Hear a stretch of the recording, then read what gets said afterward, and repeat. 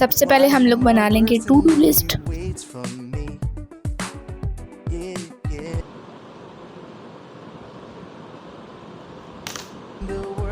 We complete our park study in only 10 hours.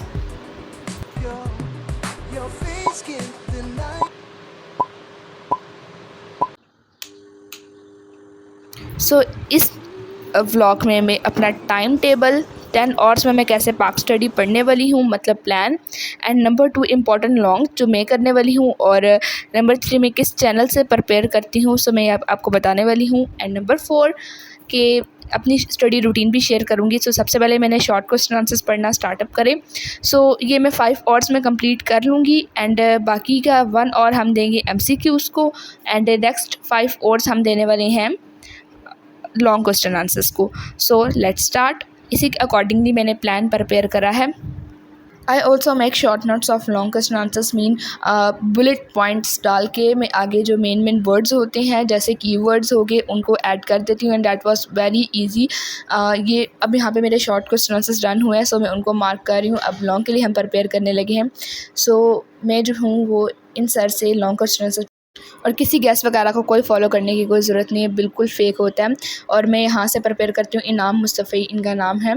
सो आप channel search करोगे आपके पास आ जाएगा। सो इनसे मैं लॉन्ग क्वेश्चन आंसर्स ये बुलेट पॉइंट्स बना के हेडिंग्स वगैरह बनवा देते हैं। सो इस वजह से मैंने इनसे पढ़ती हूँ ज़्यादातर, एंड बाकी कोई इतना स्पेसिफिक नहीं है इस चीज़ में, आप किसी से भी पढ़ सकते हो, बट जो आपको अच्छे तरीके से बुलेट पॉइंट्स बनवा दे और अच्छे तरीके से समझा दे, दैट्स फाइन।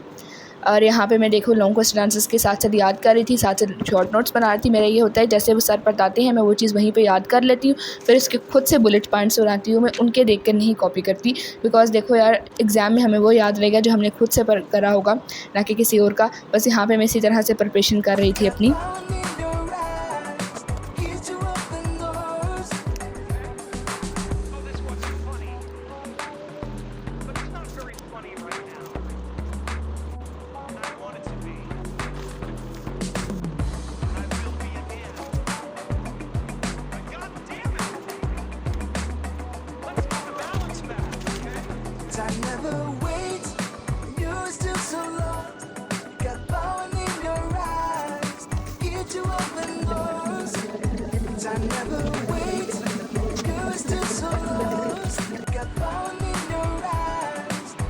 और ये वो क्वेश्चन आंसर्स है जो बहुत ज़्यादा इंपॉर्टेंट है।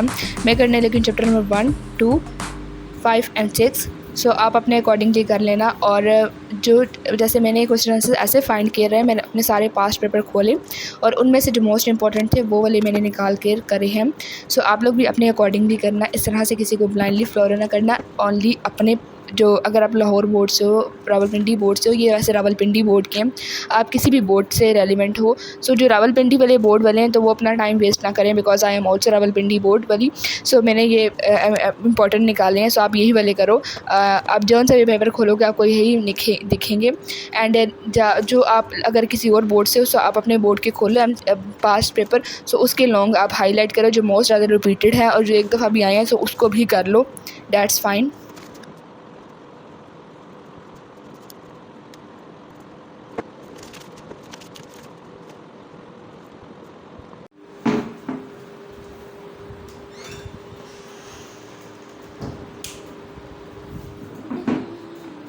मैंने क्वेश्चन आंसर्स किए हैं, और ये भी देखने वाली हूँ मैं कि क्या एक्सरसाइज से ही क्वेश्चन आंसर्स आ रहे हैं।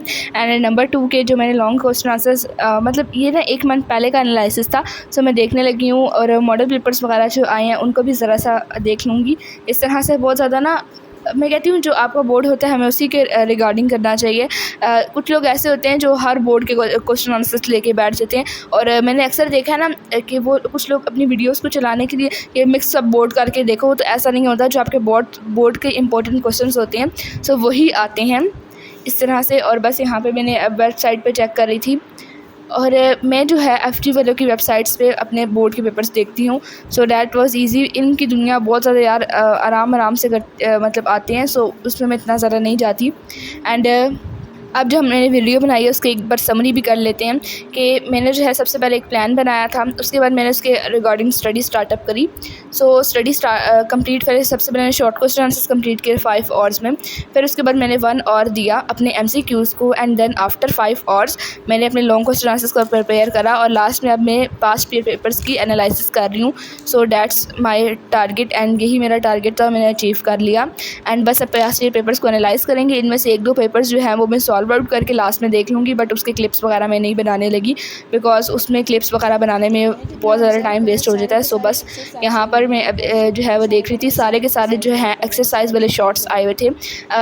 जो बाहर से था कोई भी शॉट नहीं आया था, एक्सटर्नल शॉट नहीं था रावलपिंडी बोर्ड का। बाकी अपने बोर्ड से रिकॉर्डिंग देख सकते हो। एंड जो था लॉन्ग वो भी एक्सरसाइज में से ही आए हुए थे, एंड जो इम्पोर्टेंट थे उन्हीं में से थे।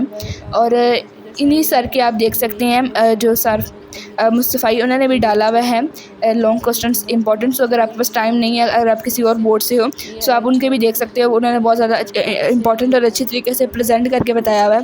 That's fine.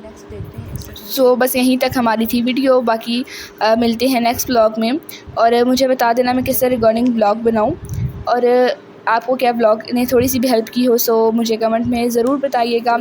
और करते हैं ब्लॉग को एंड। Bye bye. और हाँ, एक और बात, एक मेरा एक क्वेश्चन आया था कि हमारा स्टडीज़ में दिल नहीं लगता। सो मैं बताती हूँ दिल कैसे लगता है। अगर आप किसी चीज़ से प्यार करने लग जाते हैं सो आपको वैसे ही उसके साथ दिल लग जाता है। और आजकल की दुनिया में बहुत ज़्यादा डिस्ट्रैक्शन है। सो डिस्ट्रैक्शन से बचने का एक ही चांस है, आप अपने पास टाइमर लगाओ और फुल फोकस स्टेट में आ जाओ और अपने आप को अलर्ट कर लो।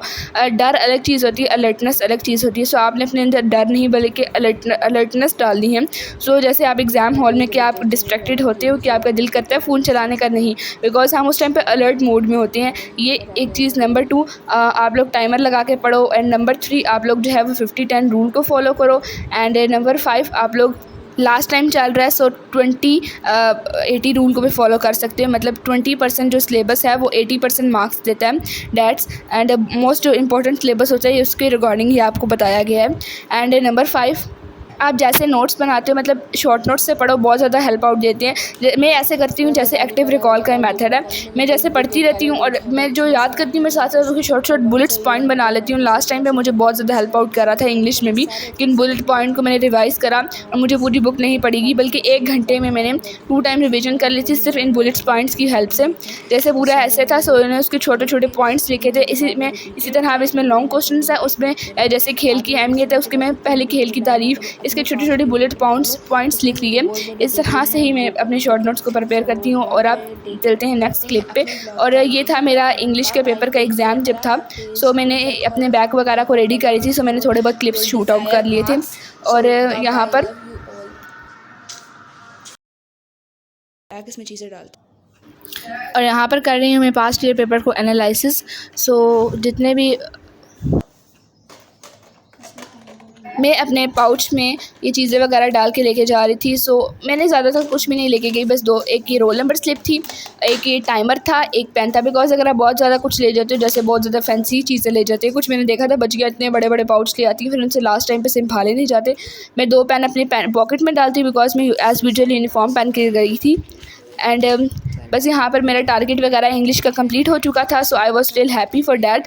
और बस मैंने इसको इसमें डाला और अब मैं अपने यूनिफॉर्म को प्रेस आउट करूँगी। और मेरा टेबल बहुत ज़्यादा क्लीन हो चुका था, बल्कि मैंने करा था। और आज मैंने रात को क्लीन रूम करके सोई थी। बस अभी यूनिफॉर्म निकालते हैं, बिकॉज मैंने रात को यूनिफॉर्म को प्रेस नहीं करा।